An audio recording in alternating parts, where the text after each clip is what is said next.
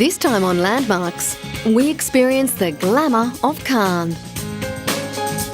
We visit Spain's new designer hotel. We witness architecture going green.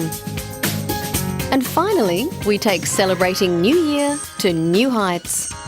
But first, we marvel at man's ingenuity in constructing tall buildings. So the emergence of a long disappeared island certainly qualifies as a landmark. In late 2006, a series of spectacular Mount Etna eruptions in Sicily saw the island, last seen in 1831, reappear. What's happening today in the Channel of Sicily, where once stood the Ferdinandea Island? As we noticed during our last diving expedition in the area, we found that the island's tip, that should be 8 metres under sea level, is now 5.9 metres. It's as if the island is trying to re-emerge. The island has emerged 4 times over the centuries, with underwater volcanic eruptions first recorded during the First Punic War of 264 to 241 BC. The last emergence on July 2, 1831, caused months of international wrangling over the island, with 4 nations making territorial claims, including Britain, Spain, and the Bourbon Court of Sicily. The rock, which rose some 65 metres above the surface and had a circumference of around 5 kilometres, emerged in a very strategic location.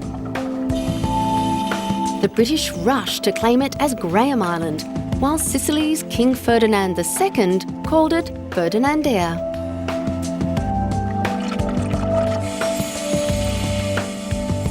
Both sides barely had time to rub their hands and stake out the real estate when, just 6 months later, the island once again slid back into the vibrant blue Mediterranean.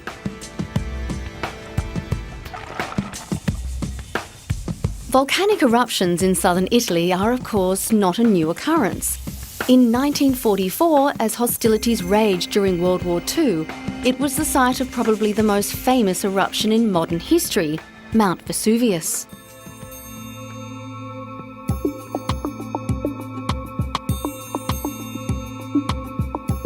Only months earlier, Sicily had become a springboard for a full-scaled Allied invasion of Italy and the beginning of the end of the war in southern Europe.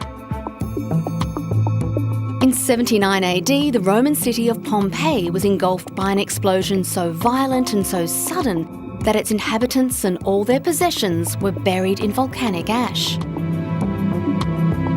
Much later, the disaster became a unique treasure trove for archaeologists. The city buildings and the corpses of many people had been perfectly preserved. Pompeii has provided a unique window into everyday Roman life. Superstitious Italians say the 1944 eruption was the mountain showing its anger at the war's violence. More than 150 bombs fell on Pompeii, destroying many unique objects. That was the most recent Pompeii eruption, but seismologists say it is unlikely to be the last. Fishermen in the local town of Sciacca have been told about the island by their parents. Like many islands in the Mediterranean, it has been occupied for millennia and has its own folklore and traditions. Whichever name you would like to call it, the Graham Island or Ferdinandea, it has been an infrequent visitor on the doorstep for thousands of years. And of course, in a Mediterranean fishing community, mysterious comings and goings are always accompanied by local myths and superstitions. The locals have a special explanation on why it disappeared. Our fathers say that once this island emerged and someone put a flag on it,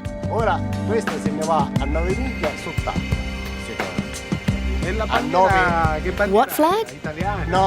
A British flag. The English put a flag on it and the island disappeared into the sea.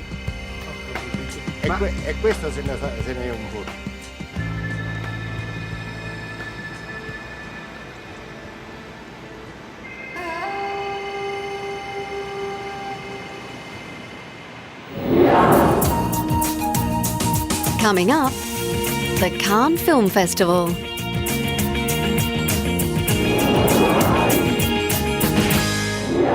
The Cannes Film Festival in the south of France is the byword for movie glamour, not just in Europe, but around the world. Set on the beautiful Côte d'Azur on the Mediterranean Sea, the sometimes sedate but always stylish coastal resort has been the elephant everyone wants to touch since its inception in 1947. Each year, careers are made and lost, movie deals brokered and broken, film styles created and rejected, and once or twice, even political revolution has sparked. More than 3,000 movies are estimated to be shown over the 12 days of the film festival, and with each film arrives an entourage. Journalists, film crews, producers, directors, movie stars, and of course, the fans and those dreaming of getting that big break. At least 12,000 people are directly involved, while many more sweep through the festival streets on a daily basis. But despite the romance, Cannes is a convention centre, and like big events, it requires organisation and a precision team. Those who can afford it or are important enough stay at the big-name hotels. This is the sitting room. I'm gonna take you to the master bedroom. This room at the Carlton Hotel was being prepared for the head of the Cannes film jury, Hong Kong director Wong Kar-wai. This room is gonna be his bedroom with the same beautiful view on the sea. Wong Kar-wai is a very gentle person and he didn't ask anything yet. So we are waiting for him in 15 minutes now. And we just prepared a VIP treatment with champagne, fruits, petit four from the chef, and we didn't have any special request. Wong wasn't far away and was looking forward to his 15-day stay at the hotel. Very happy, very honoured.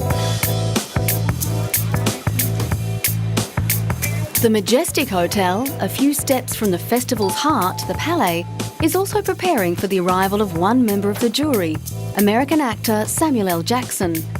Renowned French actor Gerard Depardieu and US director Tim Burton will also be their special guests. Flowers or chocolate sweets are on display in their rooms, which overlook the sea, spotted with yachts.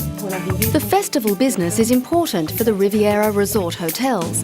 In the case of the Majestic, it represents between 12 and 15% of the hotel's annual revenue. We have exceptional quantities of food. We have tens of thousands of bottles of champagne, several hundred kilos of caviar, several hundred kilos of lobsters, foie gras, and so forth. It is a huge volume because this year again we will be organising the closing dinner with 700 people in the Ambassador's Room at the Palais and 800 people on the Majestic Beach. So we need quite an organisation, but at the same time we must have high quality products, which is the privilege of exclusive hotels like our hotel. And having seen the rich and famous up close, is it true Jack Nicholson likes to do his own thing? He gave his security guards the slip to walk to the red steps on his own like a big boy. He probably walked 4 meters away from the Majestic and was surrounded by a crowd of fans because he's not only a worldwide movie star, but also he has such a personality that he likes being among very interesting people. Cette personnalité et cette proximité avec les gens tout à fait intéressante.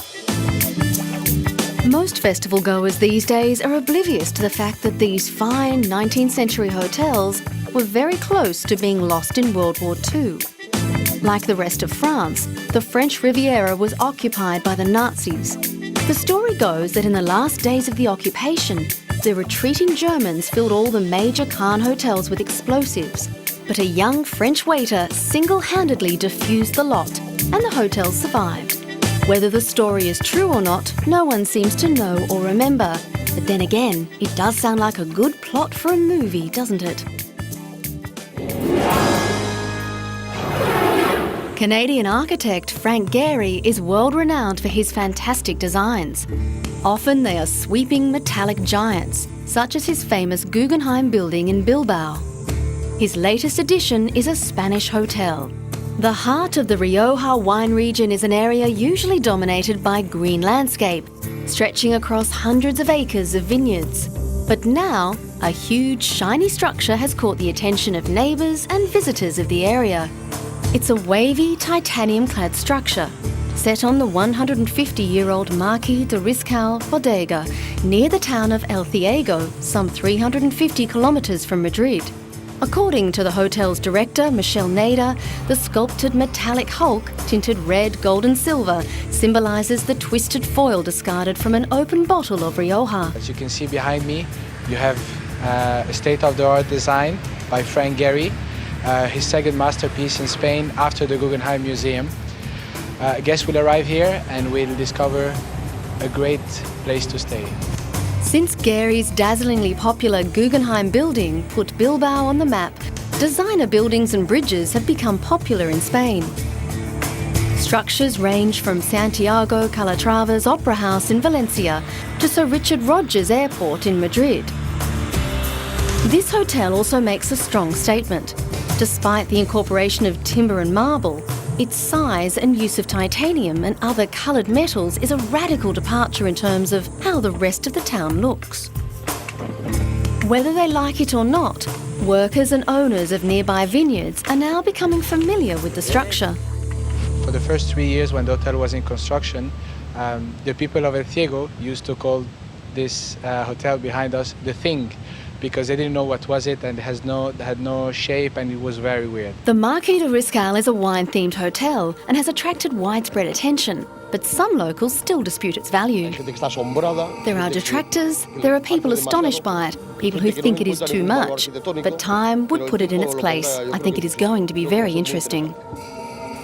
The Rioja wine region is one of Spain's best known and most popular. For hundreds of years, it has been a fertile valley with many, now ancient vines. But rather than contrast that tradition, the hotel intends to embrace and build on those roots. The romantic story of the journey of the grape is brought to life.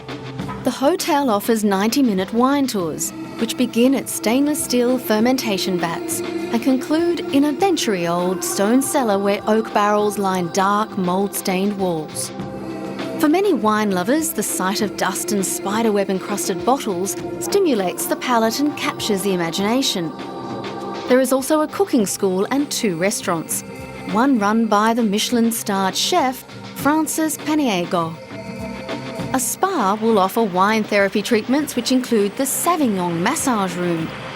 The Marquis de Riscal has 43 rooms and suites in 2 buildings connected by a suspended footbridge. But there is a minority of visitors who prefer wine harvesting to wine drinking. The hotel introduced grape harvest packages. Apparently, there are many do-it-yourself tourists who think strenuous exercise is romantic. The Sauvignon massage room may just come into its own. 43 very luxury rooms and suites, a state-of-the-art spa of vinotherapy, and great culinary experience with Francis Paniego that has a Michelin star already at the Echaure. Frank Gehry's buildings are sometimes labelled postmodernist. Gehry himself disavows any association with the movement and claims no allegiance to any particular architectural movement. The Marquis de Riscal shows Gehry, who is now nearing 80, is inverting the idea that one becomes more conservative in old age. The Bilbao Guggenheim, his Walt Disney Concert Hall in Los Angeles, and the Dancing House in Prague will all ensure his legend will live long after he has gone. Coming up, architecture goes green.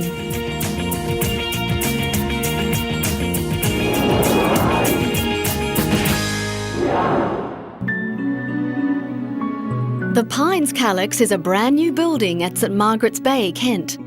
A calyx is the cup-shaped shell of leaves that protects a budding flower, so it's no coincidence that the shape of the building, 2 intersecting domes, has been described as an organic shelter. The construction of the environmentally friendly conference and visitor centre in the far southeast of England, near the port of Dover, is the result of one charitable trust taking global warming seriously. Every building has a secret history and a secret story about the making of it. And this building is full of a secret history which will be unravelled All the minds, all the talents, everybody's contribution to this has made it almost a living entity. It's absolutely wonderful, very spiritual building. The building will be used as a conference, training and events venue. It's built into the hillside in a corner of a 6-acre organic garden owned by the St Margaret's Bay Trust, a charity set up with the aim of promoting environmentally friendly buildings and landscaping. Global warming and the need to reduce carbon emissions is becoming a major issue worldwide. One method of reducing the use of fossil fuels such as oil and coal is to insulate buildings so that they need less heating and cooling, and to use recycled or locally available materials during their construction. The walls are made from the chalk rubble excavated from the hillside. It's been compressed and then coated with a transparent layer to reduce dust. Flint nodules, which are a natural feature of the local geology, have been purposely included. The chalk has been last used about 200 years ago in Kent, when there were houses built and multi-storey buildings built out of round chalk, and we have started to use the technique here. Chalk is actually taken out of the site, and sort of no transport. It makes it very economical and very kind to the environment. The twin domes are the most startling architectural feature. They are made using 3 layers of fired clay tiles laid edge to edge. They are put in place without scaffolding or supporting structures, using a building technique that's hundreds of years old and which was forgotten until designer Izzy Benjamin rediscovered it in a remote Spanish village. It's a technique that has been lost for about 100 years, but I saw it used in a little village in Spain by local peasant builders, and I couldn't believe what I was seeing. And I said, that will never stand. They said, let it set and we'll dance a fandango on it, which they did. The building is being heralded as an example of a low-energy consumption structure. It's naturally air-conditioned. Air is sucked in through a grill in the garden and emerges inside at a regular 12 degrees Celsius. You're not going to venture into the kind of revolution that's going to be required in British architecture, British town planning, British construction generally, without having a few models. There are some, there are 1 or 2 others where work has been done, which is important. But this is a very beautiful one, and I hope that the lessons from it will be learned, because they relate to such things as the amount of carbon that is used, you emit, the amount that you can limit pollution, the amount that you can save energy, the amount that you can use water sensibly, and above all, use raw materials sensibly. One high-tech addition is the mood lighting, which is programmable to simulate any time of day. The only snag might be mowing the roof. The earth covering the domes has been seeded with grass and will soon be sprouting. No doubt architect Izzy Benjamin will find a way around that too.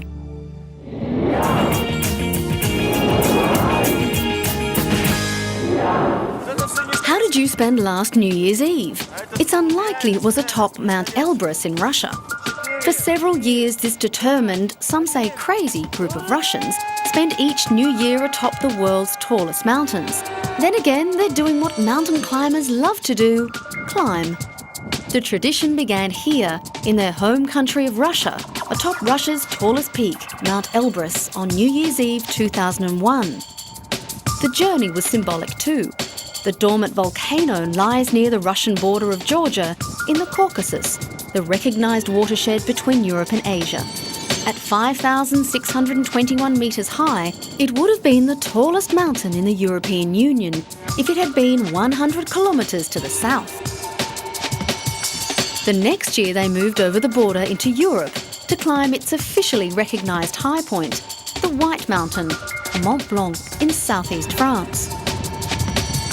The 4,808 metre tall mountain lies between France and Italy. The mountain has left many breathless. The exact location of the White Giant has been the source of controversy between Italy and France for centuries. Despite an 1861 treaty between France and the King of Sardinia, which set the border between the countries running through the mountain peak, France consistently has claimed the mountain as its own. Another year saw our intrepid Russian team headed to Africa for an assault on beautiful Mount Kilimanjaro in Tanzania. They wouldn't have succeeded without the help of a team of strong African porters. All mountain climbing demands respect in terms of thoughtful preparation, and good assistance are vital.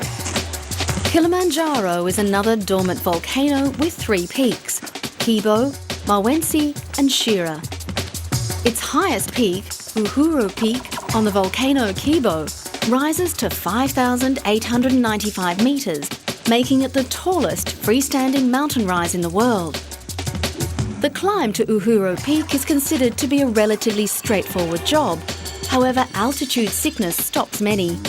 Approximately 15,000 people a year attempt to climb these mountains, but only about 40% reach the summit. As you can see, our Russian friends succeeded. More vodka was to be drunk. This year, the climbers ushered in the new year by reaching the top of Aconcagua in Argentina, the tallest point in all of South America. When midnight struck, they were raising a toast from the summit, 6,958 metres above sea level, making it the highest summit outside of Asia. This experienced climbing team is meticulous in their planning. From their base camp, they begin at a gentle pace. The mountain is part of the Aconcagua National Park. Like all their climbs, they are in beautiful country. This mountain has a number of glaciers. Unlike the other peaks they have climbed, Aconcagua is not a volcano. It is situated in the Argentine province of Mendoza, just 15 kilometres from the Chilean border. And if you think climbing is beyond you, I don't know if this piece of information will make you feel better or worse. The youngest person to reach the summit of Aconcagua so far was Jordan Romes from California. He was 11 years old when he reached the peak on December 30, 2007. The climbers are nearly there. It's not a forgiving place to nurse a hangover. Altitude sickness is usually accompanied by pounding headaches anyway. For the Russian climbers, reaching a mountain's peak brings special rewards for the new year. It's important to celebrate New Year's in such a way that you have no regrets. And it's beautiful in the mountains. It's a place where time and space converge.